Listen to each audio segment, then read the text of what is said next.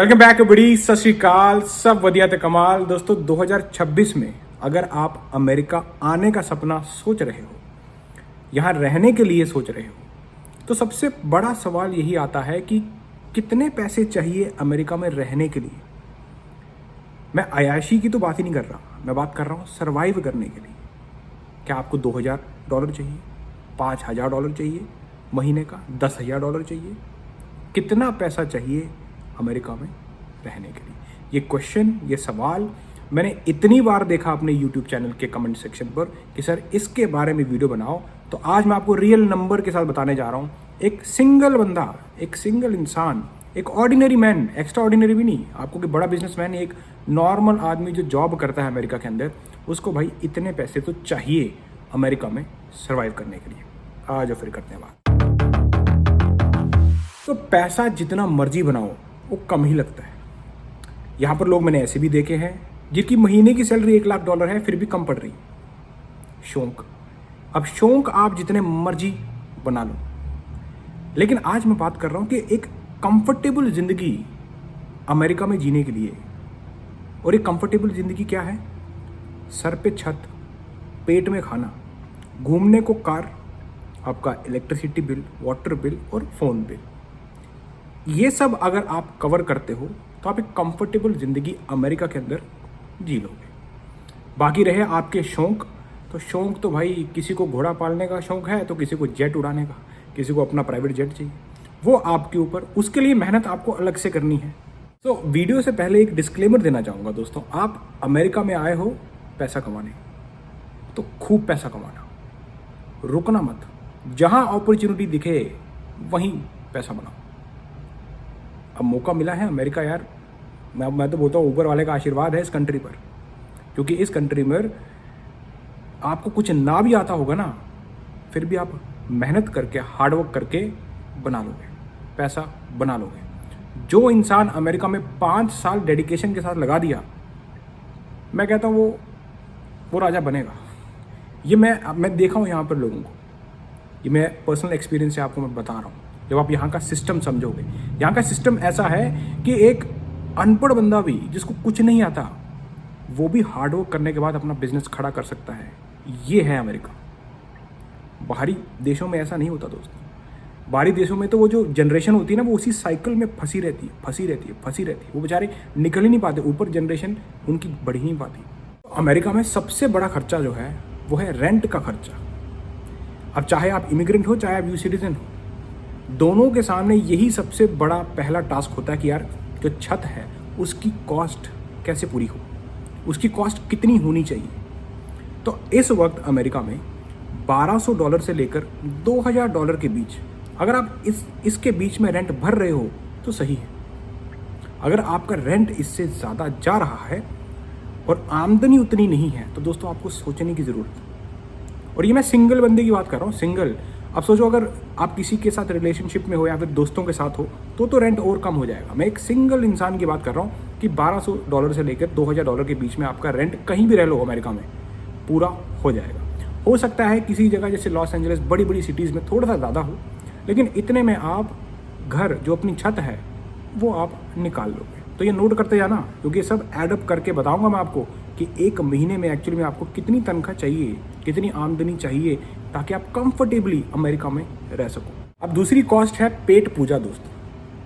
अभी पेट का ध्यान नहीं रखोगे तो काम कैसे करोगे? ये तो बहुत ज़रूरी है। अगर आप खुद खाना बनाने वालों में से हो, आप जाते हो बाहर ग्रॉसरी शॉप करके लेकर आते हो, खुद खाना बनाते हो सब कुछ, तो आपकी ग्रॉसरी महीने की $300 से $500 में निपट जानी चाहिए। इससे ज़्यादा जानी ही नहीं चाहिए, $300 से $500। और अगर आप हो मेरी तरह खाना बाहर से मंगवाते हो, मैं मंगवाता हूँ, हर टाइम नहीं, पर मतलब हफ्ते में मैं बोलूँ 3 से 4 टाइम मैं मंगवाता हूँ। और अपना देसी खाना, इंडियन, मैं बर्गर वर्गर नहीं, अपना इंडियन जो देसी खाना है वो मैं मंगवाता हूँ। क्योंकि अब मुझे ऐसा लगता है कि जितना टाइम मुझे खाना बनाने में, वो साफ़ करने में लगेगा, उतना तो मैं पैसा बना लूँगा, समझ रहे हो?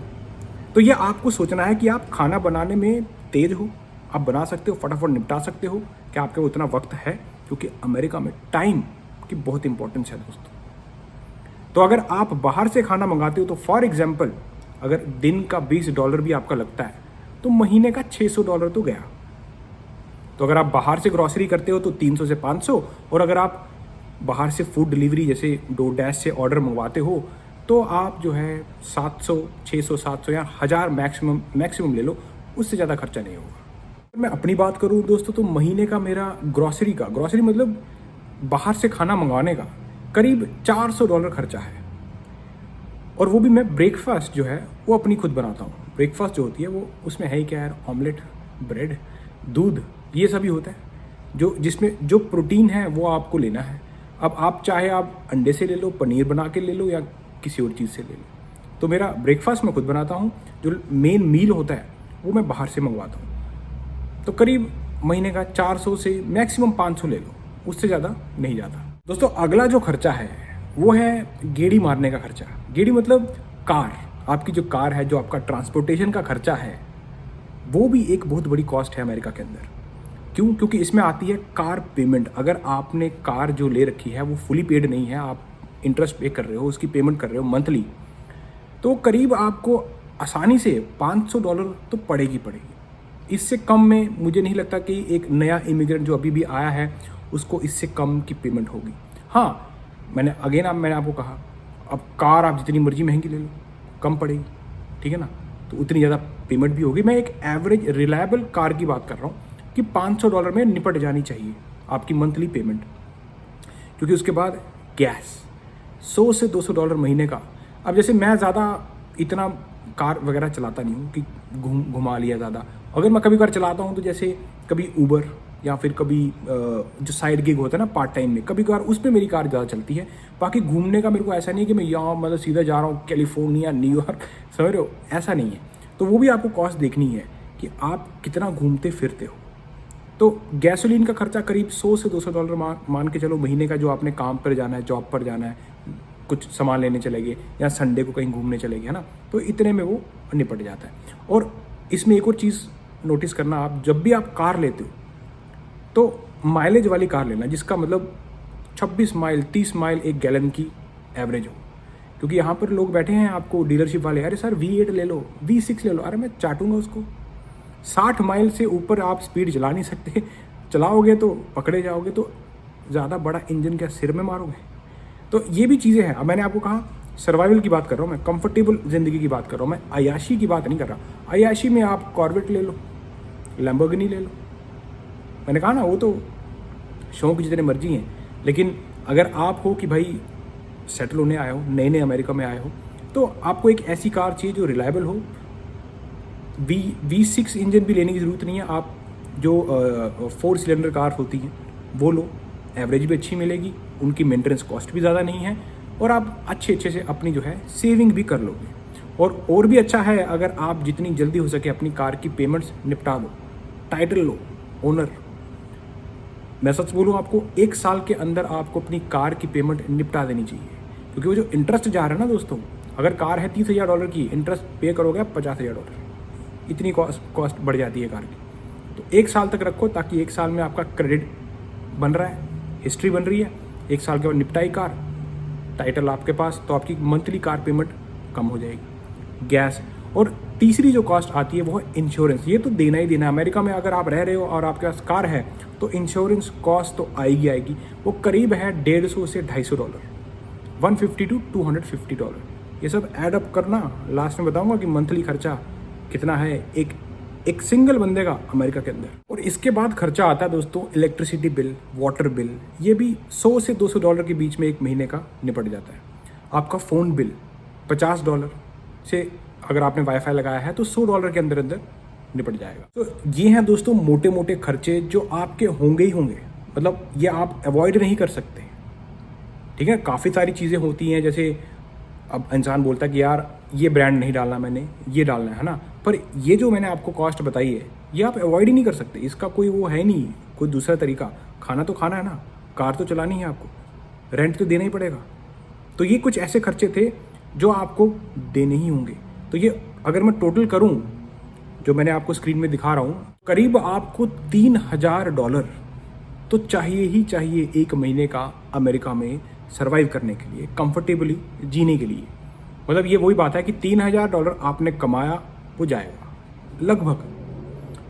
अब ऐसा तो है नहीं कि आप 3000 ही कमाओगे, है ना। लोग 4 कमा रहे हैं, 5 कमा रहे हैं, 6 कमा रहे हैं, 10 कमा रहे हैं, वो आपकी कैपेबिलिटी। लेकिन आपने क्वेश्चन क्या किया था कि सर कितना पैसा चाहिए अमेरिका में कंफर्टेबली जीने के लिए। तो मैं आपको सामने स्क्रीन पे बता रहा हूँ, एक सिंगल बंदे की बात कर रहा हूँ। अब सोचो अगर आपके साथ कोई पार्टनर हो सकता है आपकी गर्लफ्रेंड या आपकी वाइफ या आपके दोस्त, तो ये कॉस्ट और घट जाएगी, खास करके जो रेंट की कॉस्ट है। तो दोस्तों ये जो आप लिव इन रिलेशन सुनते हो ना कि अमेरिका में यार लिव इन होता है, इसका मेन कारण ही ये है, पैसा आधा आधा हो जाता है, अपार्टमेंट की कॉस्ट आधी आधी हो जाती है। यही कारण है अमेरिका में लिव इन रिलेशन में लोग जैसे लड़का लड़की रह लेते हैं, वो इसी वजह से रह लेते हैं क्योंकि पैसा बचता है। तो आप लोगों की रिक्वेस्ट थी इस वीडियो को आप जितना शेयर कर सके उतना करें। और मैं ऑलरेडी देखता हूँ आप लोग बहुत अच्छे अच्छे कमेंट करते हो कि सर आपकी वीडियो का हम इंतज़ार करते हैं। दोस्तों मैं रियलिटी आपको बताता हूँ जो अमेरिका में है, ये है अमेरिका दोस्तों। और ऐसा नहीं है कि यहाँ पर पैसा नहीं है, बड़े अपॉर्चुनिटी है हर जगह। कहीं भी आंख खोलोगे आपको लगेगा यार यहाँ पे पैसा बना लेता हूँ, अरे यहाँ चले जाता हूँ। कुछ भी कर रहे हो आप, मैंने आज आपको ऑर्डिनरी मैन की बात बताई है, एक आम इंसान। और अगर मैं आपको रियलिटी बताऊँ, ये $3000 तो कुछ नहीं है, लोग ज़्यादा बनाते हैं।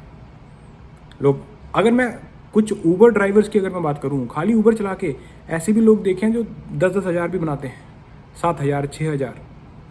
पर वो ये हार्डवर्क, अब वो आपके ऊपर है, जितना हार्डवर्क करो किसी भी फील्ड में करो। ऐसा नहीं कि आपको सिर्फ जो है ड्राइविंग फील्ड ही है, नहीं दोस्तों। मैं कभी भी ऊबर को या डोरडैश को या ये सब पार्ट टाइम जॉब्स हैं, ये फ़न के लिए, थोड़ा एक्स्ट्रा खर्चा निकालने के लिए, इनको मैं कभी भी आपको फुल टाइम जॉब करने को नहीं बोलूँगा। मैं बोलता ही नहीं, किसी को रिकमेंड नहीं करता मैं। आपको जो फुल टाइम जॉब्स हैं, जैसे कुछ ऐसी जॉब्स होनी चाहिए जिसमें आपका करियर हो, जिसमें आगे जाके आप बिजनेस बिल्ड करो, आपको वहाँ पे नज़र मारनी है। ये बाकी जो साइडवेज हैं, ये तो आप एक्स्ट्रा पैसा, एक्स्ट्रा मनी कमाने के लिए है। मैं खुद, और ऐसा नहीं कि कोई ऊबर करने से या कोई डोरडैश करने से या कुछ साइड के काम करने से छोटा हो गया, नहीं दोस्तों। अमेरिका में छोटा बड़ा कोई नहीं है, ऊबर वाले ज़्यादा बनाते हैं नॉर्मल जॉब करने वालों से। पर यह है कि ऊबर में ऐसी कोई ग्रोथ नहीं है आपकी, उसमें आपको ज़्यादा कुछ सीखने को नहीं मिलेगा। मतलब खाली जगहें देखने को मिलेंगी, नए नए लोग मिलेंगे, लेकिन आपकी जो एक, वो बोलते हैं ना कि हर दिन ड्राइविंग ही करनी है, उसमें आपको कुछ ऐसा नया नहीं सीखने को मिलता। सो इसीलिए आपके पास कोई ना कोई ऐसी जॉब ज़रूर होनी चाहिए ताकि आप उसको सीखो और फिर उसमें आगे जाके बिजनेस बिल्ड करो। ये आपके बैक ऑफ द माइंड होना चाहिए, क्योंकि अगर अमेरिका में आपको अय्याशी करनी है तो वो बिजनेस से ही होगी, जॉब से नहीं होगी। तो ये चीज़ों का दोस्तों आपको ध्यान रखना है। जो पार्ट टाइम जॉब्स हैं उसको पार्ट टाइम रखो, जो आपकी मेन जॉब्स हैं जिसमें आपका करियर बिल्ड होगा, बिजनेस बिल्ड होगा, उस पर फोकस रखो। फोकस दोनों में रखना है, मेहनत दोनों जगह लगेगी। ऐसा नहीं है कि ऊबर में या डोरडैश में मेहनत नहीं है, भाई मेहनत है, लोगों की टुई लाल हो जाती है समझ रहा। और ऐसा नहीं कि जो लोग जॉब्स कर रहे हैं वहाँ पे मेहनत नहीं है, भाई जॉब्स में भी मेंटली स्ट्रेस है, आपको डील करना पड़ता है, काफ़ी लोगों से डील करना पड़ता है। ये है अमेरिका दोस्तों, यहाँ पे काफ़ी तरह के लोग मिलेंगे आपको जिनमें पेशेंस नहीं है। तो ये है अमेरिका की ब्यूटी दोस्तों, यहाँ पर अपॉर्चुनिटी बहुत है, अपॉर्चुनिटी की कमी नहीं है। बस खाली आपको ये ध्यान रखना है कि आप कितना कमा रहे हो और कितना खर्च रहे हो। जब आपको इसकी समझ हो गई, आप जिंदगी जियोगे अमेरिका में, ये तो है, ये मैं मानता हूँ। और रही बात, कुछ लोग बोलते हैं कि सर अमेरिका में जॉब्स नहीं है, ये दोस्तों आंखें खोलो। जब आप आंखें खोलोगे ना, आपको लगेगा कि यार कहाँ पर जाऊँ, इतनी अपॉर्चुनिटी है। आप कंफ्यूज हो जाओगे कि कौन सी फील्ड में घुसूँ। बाकी दोस्तों मिलता हूँ आपको ऐसी किसी इंटरेस्टिंग वीडियो में। नेक्स्ट देन चको फटे। और हमेशा दोस्तों ज़िंदगी में होप नहीं छोड़नी, पॉजिटिव रहना है। जब कोई आपको नेगेटिविटी के बारे में बोलता है ना, उसको दूर कर दो, क्योंकि दुनिया में पॉजिटिव रहने वाले लोग कम हैं, नेगेटिविटी फैलाने वाले ज़्यादा। और दोस्तों काफ़ी लोग पूछते हैं कि सर आप अपने बारे में थोड़ा सा बताएं। दोस्तों टाइम आने पे बता दूंगा यार, अभी थोड़ी फैमिली हमारी छोटी है, थोड़ी बड़ी हो लेने दो, फिर बताने का भी मज़ा आता है। तो इसलिए सब्सक्राइब करें, लाइक करें और इस वीडियो को शेयर करें।